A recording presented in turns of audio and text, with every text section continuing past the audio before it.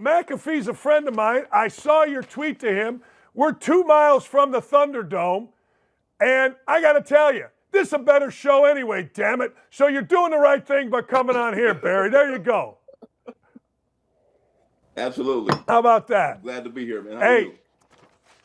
I'm good. One of the things I saw in the tweet was the bandwagon for the Lions. That bandwagon starts with winning, but I was talking about two things.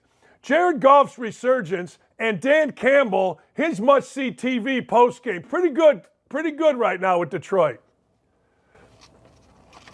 Oh, absolutely, man. Absolutely. These guys, they're making it happen. These, this is a team we've been waiting for. They're responding. When you go in and when you get a win like that, overcoming, those kind of turnovers, that's big.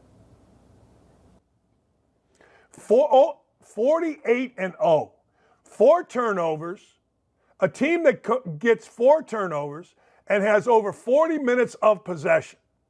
They are 48-0 until yesterday when the Lions came back. What is it that you see out of Dan Campbell that has helped this team get to where they are?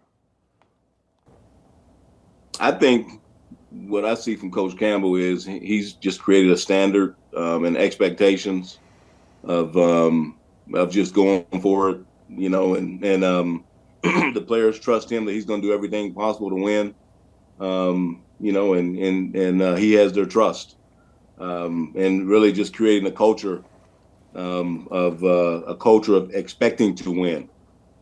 I think he and Brad Holmes have done that. They've got the right players in the building. You talked about Jared Goff. I mean, Jared has just been amazing. Just the kind of stability that he's established here and created here. I would say 2 seasons ago, we didn't expect for him to still be here, and so the fact that he's still here playing at a high level, contributing the way that he has, being, the captain and the leader of the team on the field. So just a lot of the right elements, I think, are coming together but certainly it all starts with Coach Campbell.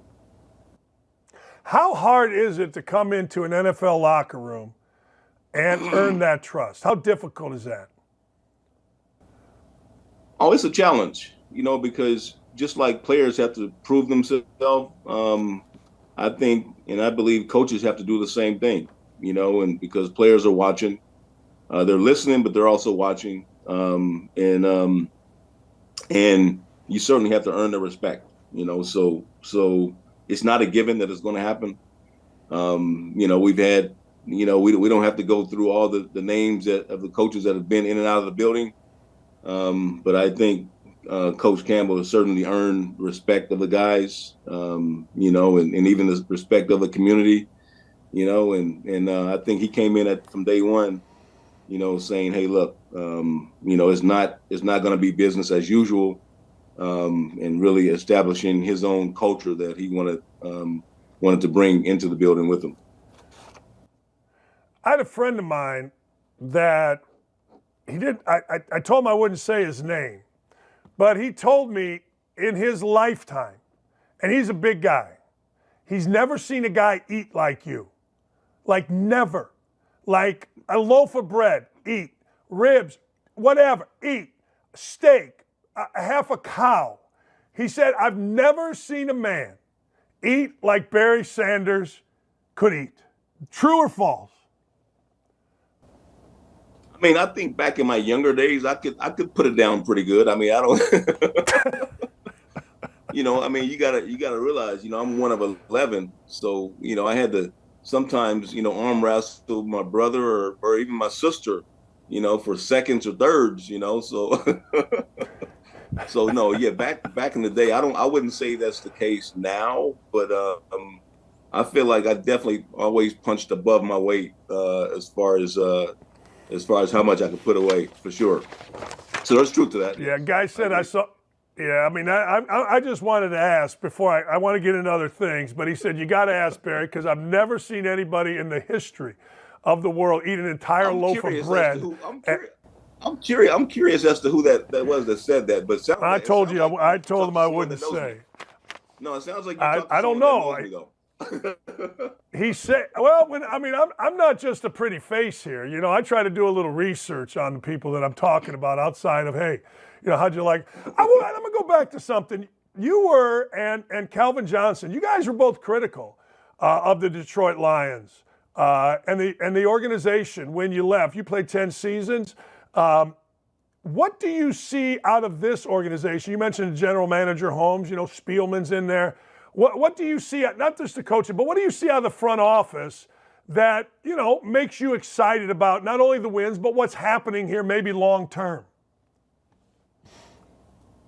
Well, I think they seem to be really coordinated in a certain way, and everyone on the same page, and everyone, you know, buying into the standard that they want to create and the type of player that they want to have in the building.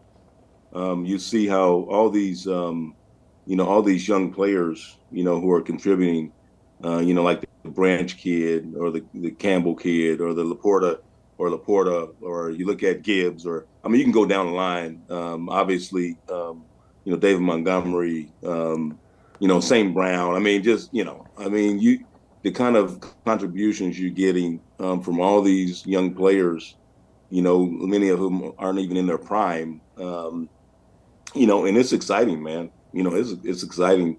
So I think that's the one thing you see, just how coordinated the top brass is in creating this culture with, you know, Chris Spielman, Sheila Ford, and Coach Campbell and Brad Holmes, you know, and you know, Rod Wood and all those guys. So I think that's probably the biggest difference.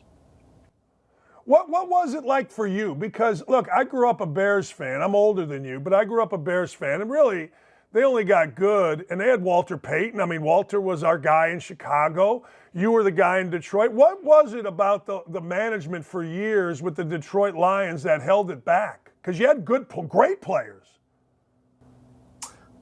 Wow. I mean, let me try to remember back then.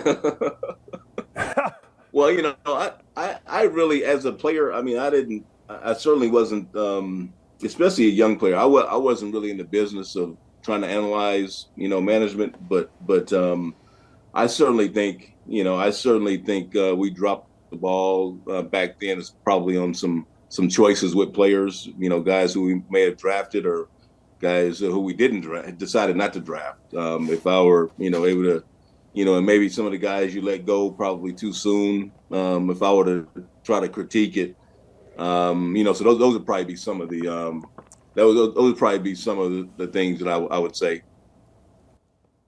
Your faith was big to you. How'd your faith help you as you went through football? And was your faith tied into you finally getting out of the game?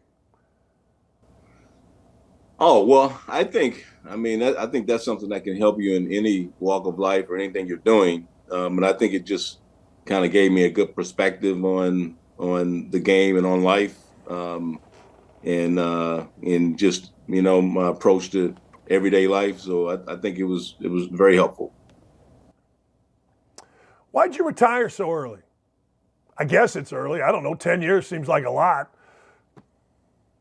I don't know. I mean, if you get a chance to watch the documentary, I think all those questions are answered. I think, you know, you know, being playing for 10 years, you know, and really having a great run at it. But I think, yeah, I mean, you know, without going into great detail, I think, you know, you get a chance to watch the doc. They cover, you know, they found so much stuff. You know, the footage they found just going back really amazed me. But they start from the beginning and go all the way to the end.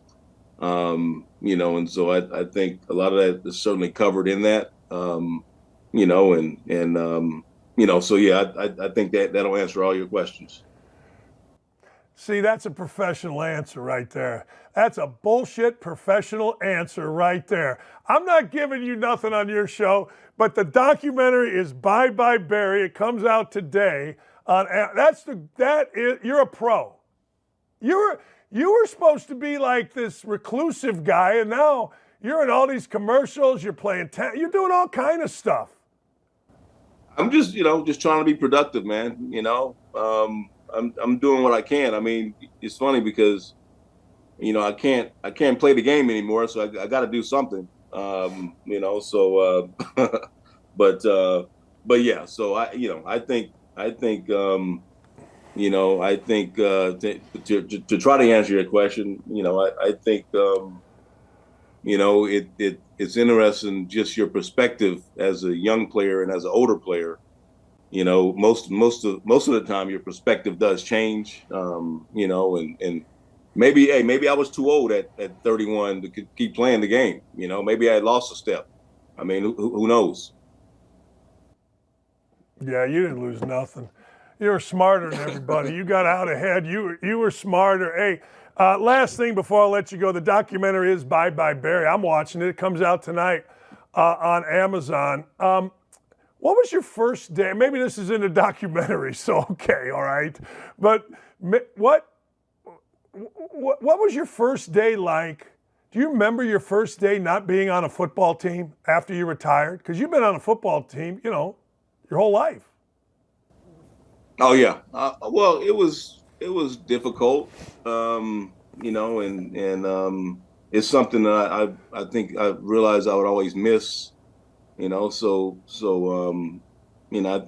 think eventually if I go beyond that first day, I mean, I realized I was probably never going to find something like football, but yeah, it's something I certainly missed. But at the same time, I realized that I was also ready to move on. Barry, thanks, man. I appreciate you taking a few minutes. It's been a lot of fun talking to you. Always admired you. Thank you for the time. Very welcome, man. Great to be here. Take care.